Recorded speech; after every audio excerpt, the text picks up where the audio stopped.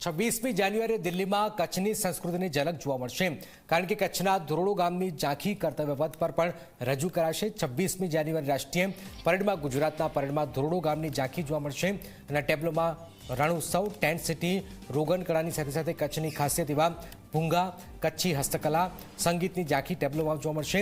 ધોરડો ગામની સંસ્કૃતિ અને તેણે કરેલી પ્રગતિ ટેબ્લોમાં જોવા મળશે। કચ્છની સરહદનું અંતિમ ગામ ધોરડો છે કે જે 400 વર્ષ જૂનું ગામ છે ને એશિયાના સૌથી મોટા ઘાસિયા મેદાન બંને વિસ્તારમાં વસેલું છે। અહીં 150 જેટલા ઘર છે અને 1000 જેટલા લોકો અહીંયા વસવાટ કરે છે। મોટાભાગે અહીં લઘુમતી કોમના લોકો રહે છે।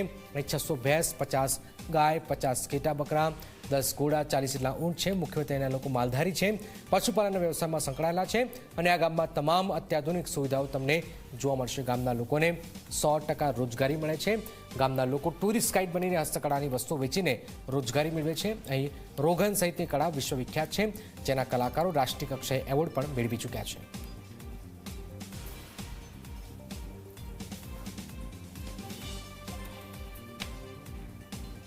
बात है कि अगर धोरडो एक 26वीं जनवरी में धोरडा का एक जो रथ निकलेगा तो वो भी हमारे धोरडो के लिए और हमारे कच्छ के लिए बहुत गौरव की बात है, क्योंकि गुजरात की तरफ से अगर धोरडो गांव का वहाँ पे एक प्रेजेंटेशन होगा तो बहुत गौरव की बात है। 26મી જાન્યુઆરી પ્રજાસત્તાક દિને દિલ્હીમાં કર્તવ્ય પથ ઉપર દરેક રાજ્યોની ઝાંખી આપવામાં આવે છે, અલગ અલગ રાજ્યોની। તો એમ ગુજરાતને સ્થાન આપ્યું છે ને એમાં કચ્છને સ્થાન મળ્યું છે।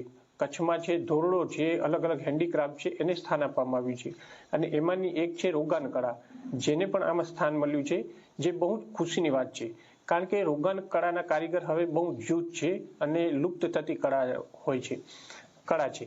એના માટે કરીને અમે બહુ ખુશી છે અને આ રોગાન કળામાં એક કારીગરને પદ્મશ્રી પણ મળી ચૂક્યો છે। તો આ રોગાન કળાને એક નવી ઊંચાઈ મળશે અને નવી ઓળખ મળશે, એના માટે અમે બહુ ખુશ છીએ।